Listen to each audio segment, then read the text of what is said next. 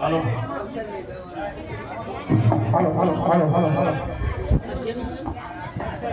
મચ્છર કઈ જગ્યાએ થાય, કેવી રીતે થાય અને કેવી રીતે આપણે એનો નાશ કરી શકીએ, જેના કારણે આપણા ઘરમાં કોઈને ડેન્ગ્યુ, મેલેરિયા, ચિકનગુનિયા આ 3 મચ્છરજન્ય રોગ છે ને એ કોઈને ન થાય ને એના માટે થોડીક માહિતી આપી અને થોડુંક સમજજો, કારણ કે આ એ વસ્તુ નાની અને આપણા હાથેથી જ આપણે આને કંટ્રોલ કરી શકીએ. બીજા કોઈની જરૂરત નથી. આપણા આજુબાજુના ઘર આ મચ્છર અને 9મા દિવસે મચ્છર બનીને બહાર નીકળે અને 8 દિવસ પડતર પાણી આપણા ઘરની આજુબાજુ દિવસ આવી રીતના પાણીમાં હોય અને એ તમને બધાને દેખાશે. અને ખાસ કરીને આપણા ઘરની અગાસી ઉપર ભંગાર હોય તો એ કાઢી નાખો, જેના કારણે વરસાદી પાણી ભેગું થશે, એમાં મચ્છરના પોરા થશે. ઘણી વાર તો પાણીમાં પોરા કહીને એ મચ્છરમાં રોકીએ કે મચ્છર બન્યા પછી આપણા ઘરમાંથી બીજાના ઘરમાં ઉડી રહ્યા જાય, બીજાના ઘરમાંથી ત્રીજાના ઘરમાં ઉડી રહ્યા જાય.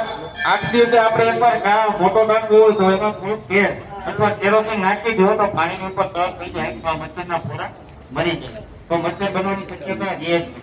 અને કા પાણીના પાત્રો એવી રીતના ઢાંકીને રાખો જેના કારણે મચ્છર પાણીમાં જઈને ઈંડા જ ન મૂકે. હેમરેજિક થઈ જાય તો એમાં જીવ પણ જાય. ચોખ્ખું પાણી હોય ને ખાસ કરીને ધ્યાન રાખો. બહુ મોટો નાખો તો માટી નાખવા થશે તમારે અને કોર્પોરેશનમાં વિનામૂલ્યે મળે છે.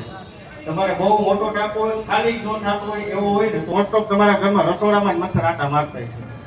જેને ઘરમાં ફ્રીજ હશે ને એને નહીં હોય એને. પછી પક્ષી કુંજ, આપણે પક્ષીને પાણી પાય છે પણ એમાં માથે પાણી નહીં નાખવાનું. એકવાર ખાલી કરી નાખવાનું, આખું સાફ કરી નાખવાનું, પાછું બીજા દિવસે નવું પાણી ભરવું. કારણ કે પૂરી કરતા પાપ કરી આપણે. આપણા વાયદે બીજા કોઈ બીમાર ન પડવા જોઈએ. ભલે આપણે ચકલાને પાણી પાય એમાં ના નથી. મોટો ટાંકો હોય ને તો માછલી નાખી, બાકી મચ્છરના લાર્વા બધા ખાઈ જાય.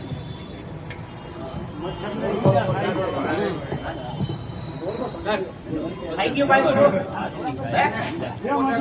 આલો લઈ લે.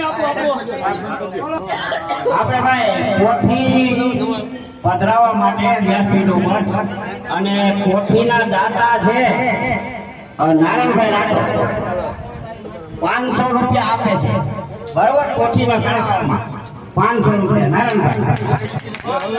હાલો હાલો હાલો હાલો, કોઈને કઈ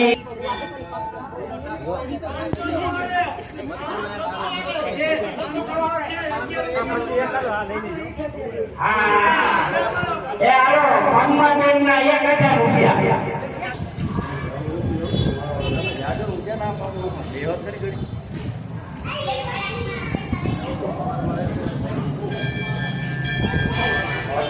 આખો દી